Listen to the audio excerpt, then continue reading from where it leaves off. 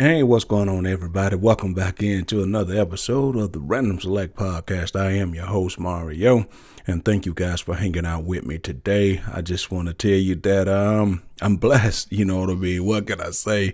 I'm hanging out with my folks, with my peep. Don't forget you can find me out there everywhere that you get your podcasts at: Spotify, YouTube, Instagram, X, Facebook, all those good places. So, thank you. I truly appreciate it. Thank you to that one guy that called me Unc on YouTube. That really did, make me feel good. Told you, when you guys interact with me, that makes me feel like I got the oomph and the energy to keep this thing going, to keep this thing moving. But thank you. I appreciate that. So, the last podcast I did, a podcast called Human Error, and that was part one. And I kind of diagrammed out some things about women, right? And it's pretty much where I said that with all the stuff going on Facebook and all the stuff going on social media in general, that what's wrong with the men, what's wrong with the women, the battle of the sexes, whose fault is it, why there's such a disconnect when it comes to relationships and dating and trying to build connection these days. So, and I call it human error. And I said it's not a man thing. It's not a woman thing. It's a human thing. It's that particular person's thing. So when I told you guys, I said, hey, this is part one, and I'm going to look at it talking about the women. And I told you women that part two was coming, and rest assured, this is part two, and I'm going to definitely talk about us men. Now, a lot of that was my personal opinion inside of the first one, human error, but in part two, I'm going to be speaking on from the men's standpoint, and I'm telling you, I am uniquely qualified to speak on the men because I am a man. At least I play one most days. So yeah, let's jump right into that. Let's explore some things, right? Because in the first one, I just laid out that how women are and how they want us to be, and how they say that, it's universally accepted that most women, the average woman, will say that men are visual creatures, and we'll say that they are mental creatures, right? Okay. And then I just went to it. If you missed all of that, go back and check out Human Error Part 1. Go to the YouTube channel. It's just easier for you to just get it in and go. All right. But this is part 2 of this argument, and let me just jump right into it. Let's get into it with the fellas.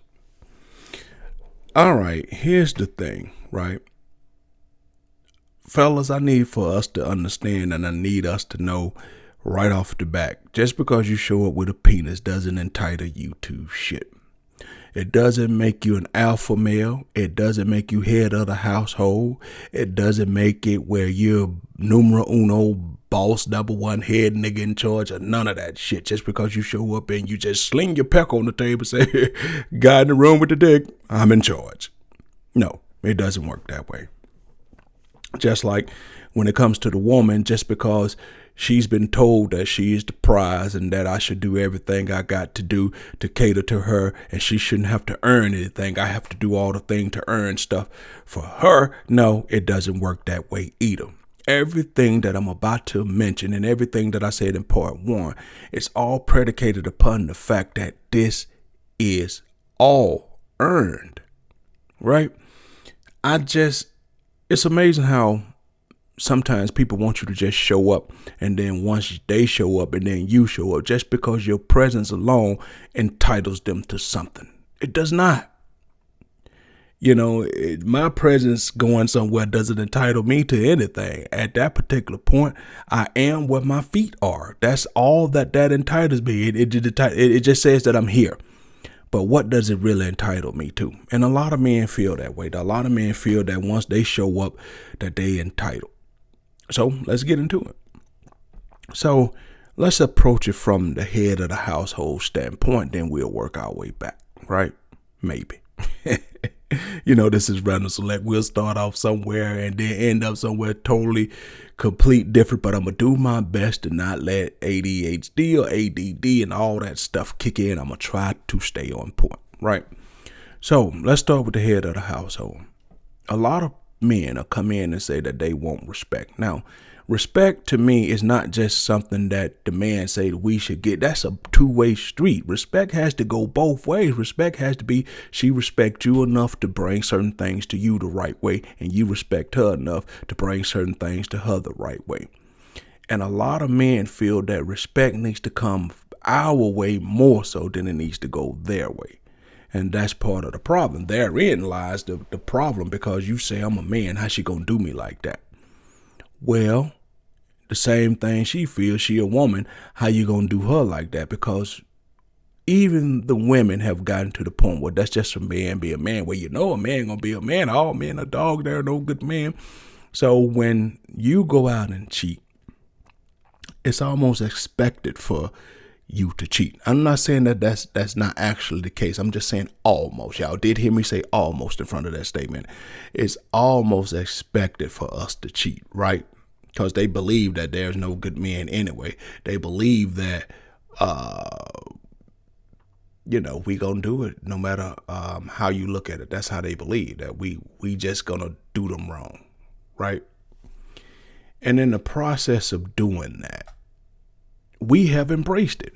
We expect that if we go out and cheat on them, they're supposed to forgive us. And we supposed to say, okay, now that we got that out of our system, I think we should go on and we should be good and we should be straight. But every man who's been through this particular process know that once you cheat on a woman and she feel like she can't trust you anymore, there's a certain level of the way she used to look at you that is going to be gone. She may ultimately forgive you and she may ultimately end up staying with you, but she will never forget, and you guys will never, ever be the same, right? You may sit up there and you may lie to yourself. She may lie to herself, but she will never, ever see you the same, because it used to be a time when you had her trust.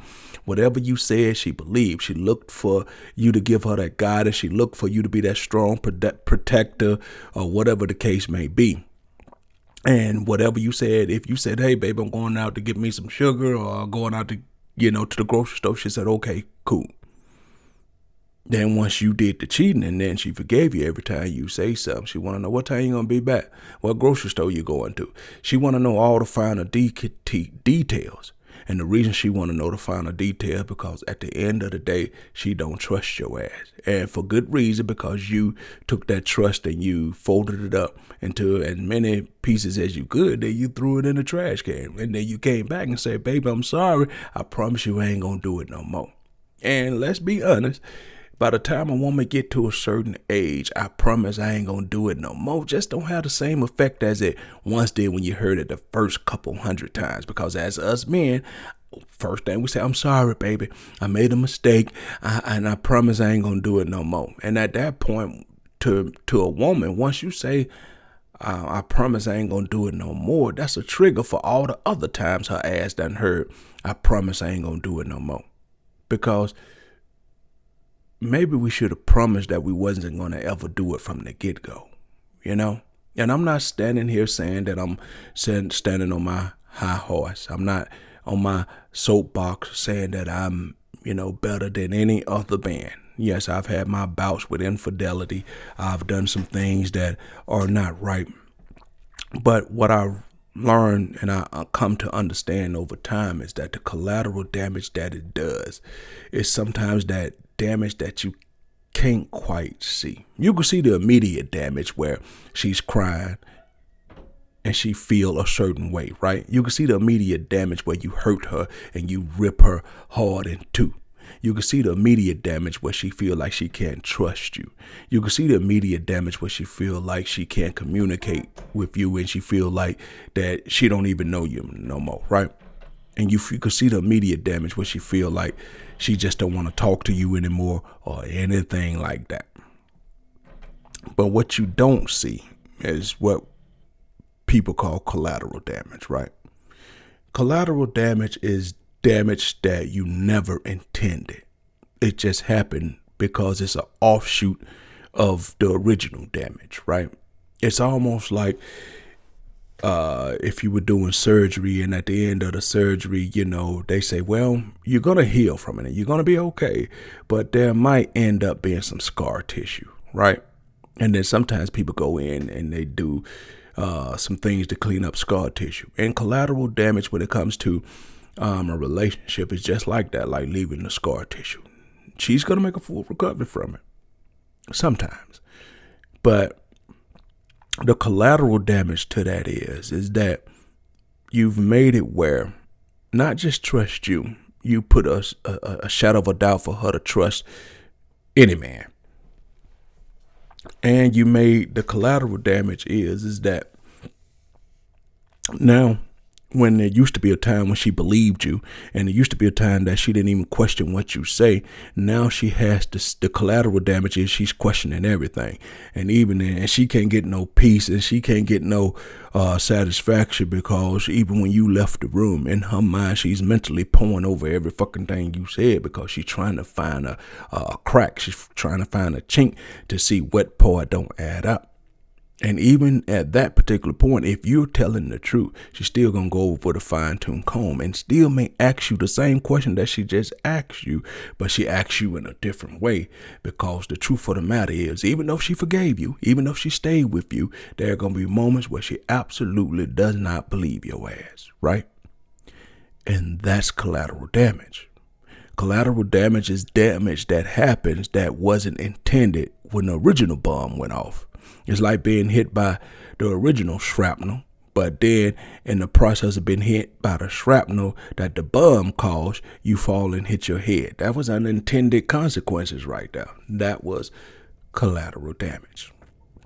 And then a lot of times collateral damage have innocent bystanders, because say you got some kids with this person, or y'all got friends, or you got family members, because she feel like she can't trust you, she got to pull all these other people in to try to corroborate your story, to make sure you doing what you supposed to do, to make sure what you said is the right thing. So now she checking with your homeboy to say, hey, he said he was over there with you. Did Daryl come over there and hang out with you yesterday? So now she pulling everybody in it. And then sometimes, there's family members who feel like she shouldn't be calling me, so they act a little suspicious or don't want to answer her, even though you may be telling the truth, but because they didn't want to answer, or they didn't want to participate, or they say, I ain't got nothing to do with this, that's y'all business, then that gives her a red flag and send her up alert to make you think you were lying, because what reason would they have to say, to say something like that?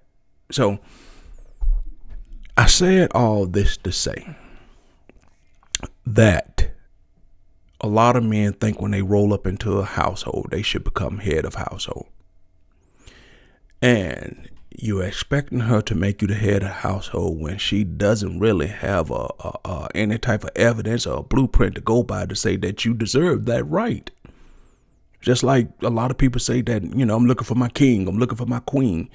All men ain't fucking kings, and all women ain't fucking queens. And that's just the truth of the matter. So in order to become the head of a household, there is a set that there's something you have to prove, that you deserve that title. You have to prove that when there are decisions to make, hard decisions to make, that you can make sound, good decisions and seek the other person's counsel to say, hey, look, even though I know the ultimate buck probably stops with me if I'm head of the household, but I'm not too comfortable in my own knowledge and not too comfortable in my own ego not to look over here and ask this woman, baby, what do you think? Because let's face it, man, if we being honest, and I like to do that. I like to just say what's on my mind. I like to say what other people ain't thinking. Let's just be completely honest. I'm a man, and I'm telling you, I know people, and I know some men that couldn't goddamn lead a woman and a family out of a wet fucking paper bag that was got out in the rain.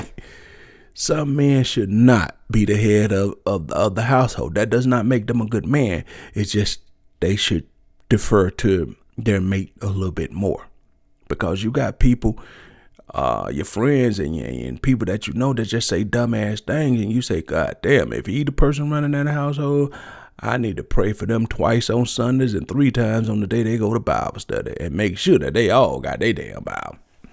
So if we being honest, not every woman is a queen. Now, every woman deserves for you to spoil them and take care of them and front their lifestyle because they didn't earn it, they didn't deserve it. That's something that needs to be earned too. Head of the households is something that needs to be earned too. And the bottom line is this: we are getting mad now because the women are being a certain way. Look how many years we were a certain way. We are mad because they learned how to play the game, and at this particular point in this world, 2024, they're just doing our ass how we've done them. And at this point, we don't fucking like it because we're showing that we could dish it, but we can't fucking take it. Let me repeat that one more time. We're getting mad that in 2024, we have done the women a certain way for years and years and years and years, and it was expected for us to it was expected for us to be the certain way. It was expected for them to take it. And now that the tables are turned and they are starting to do our ass the way we did them, the truth of the matter is we can't take it. We can dish it, but we can't take it.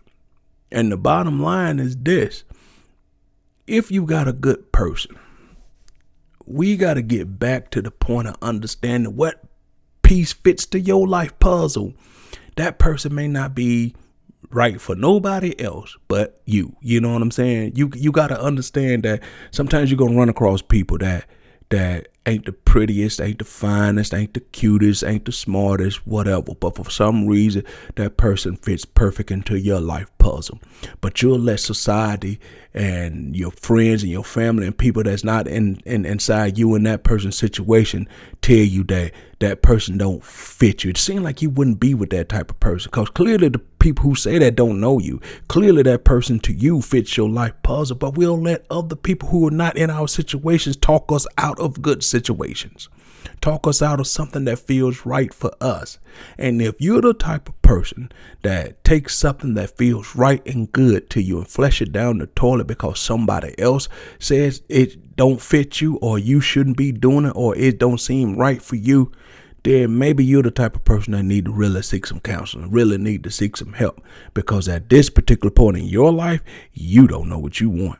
You don't know what you need. You don't understand that in this life, it's only so many chances you get for something good to happen for you to get that person that you truly feel like you want to spend some time with, truly get that person who's pulling in the same direction as you. And then as men, sometimes we'll completely fuck it up off the advice of others. If that woman is doing good for you and she makes you feel good, then you go all out for her. If she deserves it. You know what I mean? See, we're getting to the point now where we starting to say, well, she ain't getting my money, nor he ain't getting my body and all of this. And, you know, that when I come to this, I deserve that. I should go to a $300 restaurant if you're the woman. And then the man come in that, well, right when I come in, she should make me the head of the household and give me the respect that I deserve right when she walked through the door. Nobody wants to work for anything. Nobody wants to earn anything. They just think that stuff should be given to them. And that's the very big disconnect that we have right now. Everybody wants it all right now. Nobody wants to put in the energy, the effort, the time to make sure that this is the right person. As long as we can swipe left, swipe right, and I ain't got to deal with that person, because I know tomorrow night it's going to be a whole new group of women up on the Tinders, up on the Facebook datings, up on the, Let's Mingle, Plenty of Fish, Black Planet, whatever. I don't have to take time now to invest in anything, because what she won't do, I can find 2 or 3 that will. And because we are getting to the point where y'all are starting to outnumber us, right? As far as physical women go. And then you take us and cut us by a third for the guys that are gay. Then you take that and cut that by another third for the guys that are locked up. And then you take that and cut that by another third for the guys who are married. I know I wasn't really good at math, but a 1/3 plus another third plus another third, that's like 99% of the people. So you trying to tell me for the women who are truly looking for someone, y'all have 1% of men out there.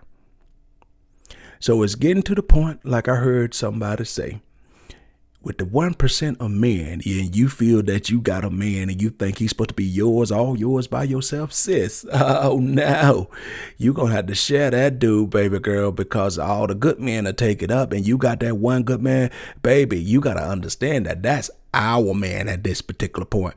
It's no way, sis, that you're gonna keep him to yourself, because I'm willing to share. You got to grow the fuck up, sis, and understand that he our man, and you should be willing to share too. Can I put you down for Christmas or Thanksgiving? Because you can't have them both. Okay. Yeah. It's getting to that point. But the problem and the whole thing I just need the men to know is that I guess we're looking at it like this: turnabout is fair play. They finally caught up. They finally got fed up, and they said that, hey, look, all right, instead of taking these punches, we're going to start swinging back. And now that they swing it back, you are taking the approach that they got the audacity to swing back. And so now you want to be done with them. There are some of y'all men out there who feel that you can't be dealing with women so bad that you're ready to go deal with a man. And here's the problem. A lot of y'all are losing respect from the women for good reason, because a lot of y'all are God, please forgive me for saying this, but a lot of y'all are alternative lifestylers, as, you know, fags, sissy boys, or whatever they want to call them, right? Alternative lifestyle, alphabet clan, however they want to term it. But you got to understand, when y'all get offended when these women ask you for this, they have to, because a lot of y'all, look at the puffy thing. Look at all these people that y'all look up to. Look at all these people that y'all idolize are going that way, or living life that way. And those are the people that are being exposed. Look at all the people in your regular life that ain't being exposed, that know if they come out and they say this, they're going to be treated a certain way. They're going to be ostracized. So there are people out there that you know that are in your everyday life, that are in your everyday circle, or doing alternative lifestyle things. So at the end of the day, the women just, it's honest. It's a true representation of they don't really have much to choose from. So now, when the good man is available and you flip that around, now the good man don't really have much to choose from, because a lot of these women are tainted. A lot of these women mindset have been messed up. They're sitting around waiting for the golden goose, when the golden goose is becoming an extinct species. And they say the women are mental. They say we are visual. They say the women are mental. So if the women are mental, and y'all say y'all think about things rational, and y'all have the ability to process. So if there's 1% of good men left, let's even bump that up to 15%. If there's 15% of good men left, right? But you still don't want to do what you have to do to become that type of woman that earned whatever that good man is trying to put on the table and trying to do for you, because you got a list that you want to go by. And if that list is not met to the utmost, to the umpteenth degree, then you don't want them. And then by the same token, men, because now they doing y'all the way that we've always did them, you don't want her, because you say now that she's disrespectful, now she's not submissive, now she want me to pay for her lifestyle, now she don't want to go to work, now she feel that I should be doing all of this, and everything that she do, I should be financially on the hook for. I should take care of every part of her life. Then she want me to feed her physically, emotionally. She want me to feed her financially. She want me to feed her from the standpoint that she shouldn't have to lift her finger. I should treat her like she's Queen Sheba. And so now you don't want no part of that. The men don't want no part of the women. The women don't want no part of the men. So where did that leave us, people? Where did that leave us dealing with each other? Because this is not going anywhere anytime soon. And then for the rare people out there who understand what it's taken to actually get down with people, it's no problem. They find dating easy. For the woman who understands that, hey, look, he trying to screw. And if he come up off the right type of bread or financial satisfaction, financial gains, then I'm down for it. Those are the people who winning out there, to be honest with y'all. The guy who's willing to trick off, and when I say trick off, I don't mean pay a prostitute. I mean take her on the trips. I mean take her to the mall and let her spend some money. Take her, out to expensive hotels, because a woman treats a man as if the more he spend on me, the more he likes me, and the more his value goes up in my eyes, right? And the man looks at the woman's value is when I spend on her, she just do anything I ask her to. Whenever I take her on these trips and I take her to the mall and I take her out to eat, she busts it open for me however I see fit. That thing get wet like I am on a slip and slide. That thing get wet like her thing be dripping like she just stepped out the shower. You understand what I'm saying? Those are the people who winning. And the traditional people who keep saying I got a list and ain't nobody actually meeting nothing on the list. You can't even meet nobody who even approaches the list, because half of y'all be looking all mean and shit, and then half the men, y'all approach women all wrong because nobody know how to be smooth, suave, and debonair and talk to women anymore. Everybody just shorty, whether you trying to fuck or what. You know what I'm saying? Nobody know how to say excuse me, miss. All right, my name is Mario, and I was just wondering, is it possible that I can get a smile at you today? Because I know you got a beautiful one, but you're over here looking like that someone has did you wrong. I tell you what, if you give me a beautiful smile, I promise you I'll reward it by taking you out to lunch. And if you got a man, then that's okay, but I still want to see you smile anyway. You understand? People don't know how to just do that. And then when I come up and I do stuff like that, at first the women might be thinking it's lame as fuck, right? They might think it's lame. Then eventually they come around and they say, oh, he come at me so different, because they ain't used to hearing it these days. They ain't used to nobody coming up and say, excuse me, ma'am, I know good and well you're not about to put those groceries in your car by yourself. Tell you what, if you please allow me, and please don't deny me the right to be a gentleman, I will put them in your car and I will turn around and walk away. I won't try to get your number or try to holler at you or anything. I just didn't want to see a pretty woman like you devoid of somebody being a gentleman to you. God damn, that made me say, woo, boy, I need to get out here and get to Walmart and try that right now. But what I'm trying to tell you is a lot of guys don't know how to talk to women.